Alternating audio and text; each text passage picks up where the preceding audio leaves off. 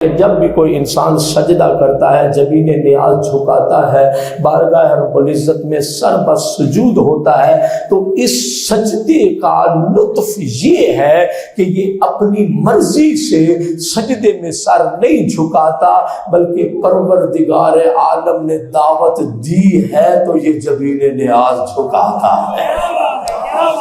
اور سجدے کا لطف اور عظمت بھی اسی میں ہے کہ انسان دعوت الہی پر جا کر دعوت الہی ہو اور انسان جا کر جبین نیاز جھکا دے۔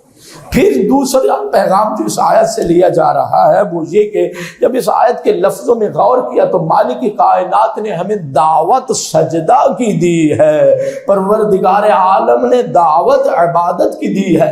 مناسبت تو یہ بنتی تھی کہ کہہ دیتا، یعنی آیت کے استمرار میں ادامہ میں یہ ہوتا کہ پروردگار فرما دیتا تمہارا معبود میں ہوں، تمہارا الہ میں ہوں۔ توجہ فرمانا، ذرا غور فرمانا، تمہارا معبود میں ہوں، تمہارا الہ میں ہوں۔ لیکن عجیب بات ہے، پروردگار عالم نے حکم عبادت کا دیا ہے، لیکن آیت میں اللہ رب العزت نے تذکرہ اپنی صفات کا فرمایا ہے، کہا اپنے رب کی عبادت کرو، اپنے خالق کی عبادت کرو۔ صف عزا پر بیٹھے ہوں یا مصلی عبادت پر بارگاہ رب العزت میں التجا تو کر سکتے ہیں نا۔ مالک کائنات حکم عبادت کا دیا ہے، پروردگار عالم دعوت سجدہ کی دی ہے، لیکن مالک تو نے اپنی دو عظیم صفتوں کا تذکرہ فرمایا ہے، ربوبیت کا بھی تذکرہ فرمایا، خالقیت کا بھی تذکرہ فرمایا۔ تو ادھر سے ہی پھر عالم معنی میں یہ جواب آئے گا، کہا میرے بندے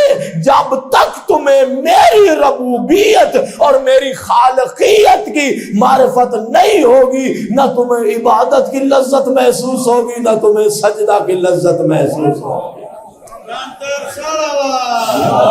اللہم صلی علی محمد۔ یہ عظیم پیغام ہے کہ عبادت سے پہلا مرحلہ کیا ہے؟ انسان معرفت پروردگار حاصل کرے۔ معرفت ہوگی تو مناجات کی لذت محسوس ہوگی، معرفت ہوگی تو انسان سجدے کی لذت محسوس کرے گا۔ اب کبھی سوچا ہے، غور کیا ہے کہ جس مالک نے، جس پروردگار نے ہمیں عبادت اور سجدے کی دعوت دی ہے، اس کی عظمت کیا ہے؟ غور کیا کبھی؟ 300 پہ مجلس ہے توحید، رسالت اور امامت پہ، کبھی توجہ فرمائی، غور کیا کہ وہ کتنی عظمتوں کا مالک پروردگار ہے؟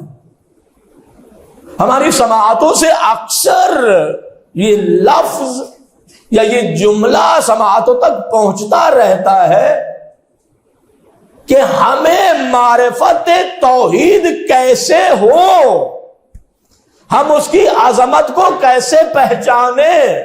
میں خود بیٹھا ہوا تھا، یہ جملہ میرے کانوں تک پہنچا، میں نے کہا کچھ نہ کچھ تو بہرحال بیان کرنا ہی چاہیے کہ جس کا سجدہ کر رہے ہیں، توجہ فرمائیے گا، اس کی عظمت کا اندازہ ہونا چاہیے۔ نہ کسی یونیورسٹی میں جانے کی ضرورت ہے، نہ کسی اسلامک انسٹیٹیوٹ میں جانے کی ضرورت ہے، گھر میں قرآن موجود ہے، قرآن حکیم ہے، وحی منزل ہے، مصحف مقدس ہے، قرآن حکیم کو کھولیے، قرآن کو کھول کرنا بس ایک قرآن حکیم کا سورہ مبارکہ پڑھ لیجئے، کہو بسم اللہ الرحمن الرحیم، قل هو اللہ احد اللہ الصمد۔ بس ایک ہی جملہ کہہ رہا ہوں، ساری سورہ مبارکہ کی تلاوت بھی نہیں ہو رہی۔ اگر جس خدا نے، جس پروردگار نے تمہیں سجدے کے لیے بلایا، تمہیں عبادت کی دعوت دی، جو مالک تم سے سجدہ چاہتا ہے، اگر اس کی عظمت کو جاننا چاہو تو یہی سورہ مبارکہ توحید، یا یوں نہ کہہ دوں کہ وہ